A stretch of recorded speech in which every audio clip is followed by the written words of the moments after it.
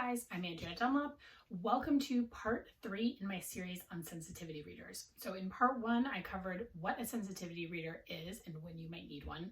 In part 2, I got into some of what I consider to be the bad faith arguments against the practice of sensitivity reading. And today I wanted to talk about what I see as some really solid arguments that have come up around this topic. So my video today is going to be a bit shorter, namely because from this I'm not pulling from sort of these long op-eds and these long screeds, and really the arguments here are much more concise. I am going to be quoting a bit today from a couple of people. The first is Dhonielle Clayton, who is the author of The Bells and is a very well-regarded sensitivity reader who's worked with people like Jodi Picoult and others. And her perspective I found extremely helpful. Another one is Debbie Reese, who is an academic with a focus on representation of Native Americans in children's books. So I included links to the pieces that I read for this on my blog, and I encourage you to read those in full. They were really interesting. So the first big argument is that using sensitivity readers will discourage publishers from acquiring own voices content.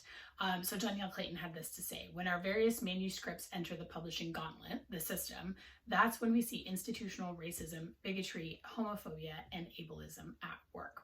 So basically this boils down to the idea that rather than acquiring a book by an author of a marginalized community, publishing houses will acquire or prioritize white authors writing about that topic or experience. So you saw a big high-profile example of this year with this year's debacle over American Dirt, which you better believe I'm going to dedicate its own video to. That was a really interesting conversation that was spurred by that book.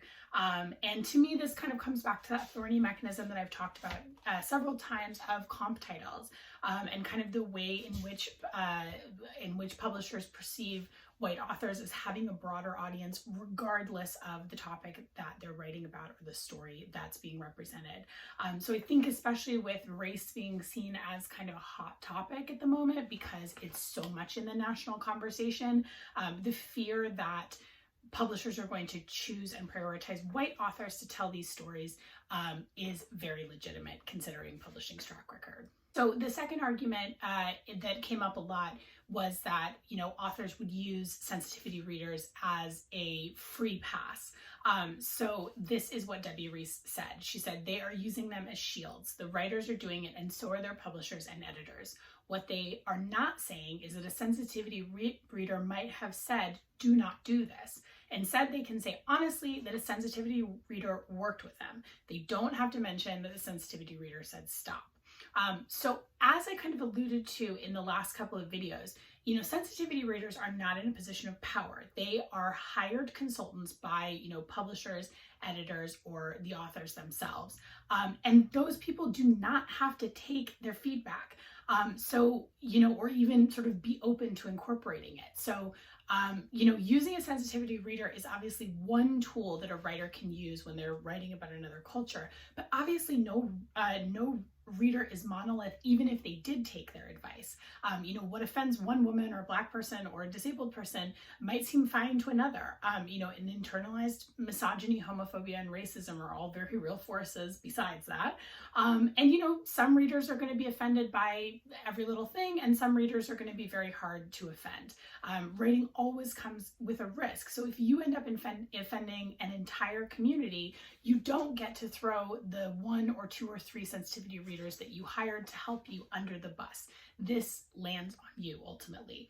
And as you'll see, some problems with some books are really sort of unfixable. And we'll get into that when I get into the case studies next week. Okay, so the third point, and the one that's really at the crux of this, is that sensitivity readers are not going to fix publishing's race issues. So again, Dhonielle Clayton. Sensitivity reading is a band-aid over a hemorrhaging problem in our industry. That's what we should really be talking about. That's what real censorship looks like, the systematic erasure and blockage of people of color from the publishing industry. So again, I've brought these numbers up many times, but this is a 75% white industry as of 2019, 86% white in editorial. And this is an industry that systematically prioritizes white stories and white authors. This is not my opinion. This is what the data shows us. So the problems are really deep and systemic, and sensitivity readers are mainly about, helping writers in positions of relative privilege tell stories about, do a better job of telling stories about marginalized communities or incorporating those characters into their work.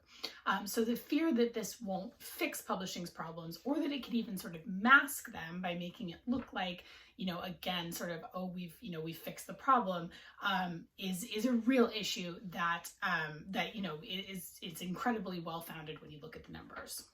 Okay, so at the end of the day, these are all really solid arguments. Does it mean that authors shouldn't hire sensitivity readers to help them? No, I don't think that it does. And I certainly didn't read anyone that was saying that, that authors shouldn't be hiring these types of readers. They can definitely help us, help writers from putting harmful content in the world, which certainly we don't need any more of. We have plenty. So I think this is still a very useful tool.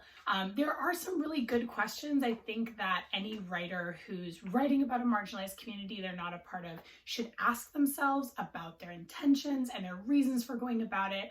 I will get into those when I get into some more practical advice, but I definitely think that, these questions are things that we should all consider. I think that these arguments are part of a broader conversation that hopefully will continue to gain steam around publishing and race.